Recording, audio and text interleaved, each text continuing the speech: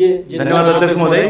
मैं बजट के विरोध में बोलने के लिए खड़ा हुआ हूँ।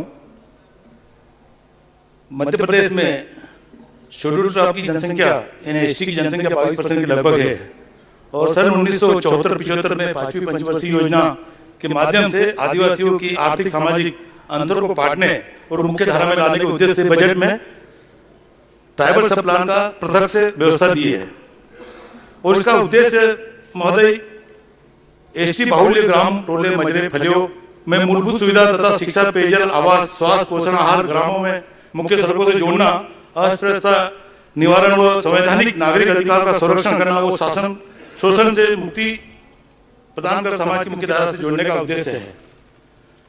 अब सब ट्राइबल अनुसूचित जनजाति उपयोजना का अलग से बजट में खंड में दिया है तो उसमें मध्य प्रदेश में 47,295 करोड़ का प्रावधान किया।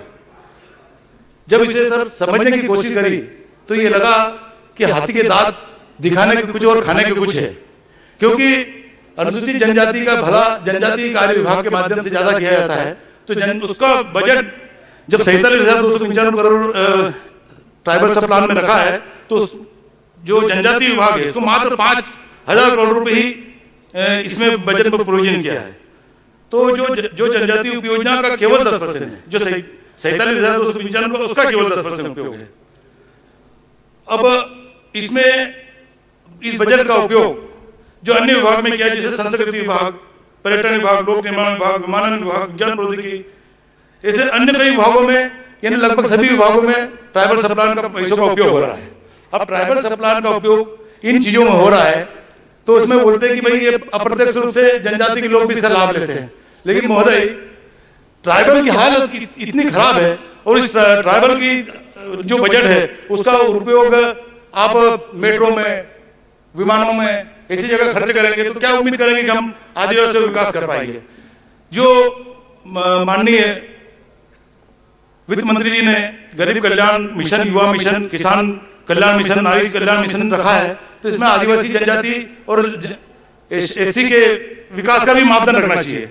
आज साहब हम गरीब आदिवासियों की स्थिति बात कर रहे हैं तो जो मूलभूत सुविधा से दूर रोजी रोटी, कपड़ा, मकान के लिए भी उनके पास पर्याप्त धन नहीं है। मैं जिस क्षेत्र से आता हूँ बड़वानी विधानसभा का क्षेत्र है महोदय, वहां पर कुछ क्षेत्र नर्मदा के किनारे पे जहाँ उपजाऊ जमीन है और अधिकांश हिस्सा सतपुड़ा पहाड़ी अंचल पे है।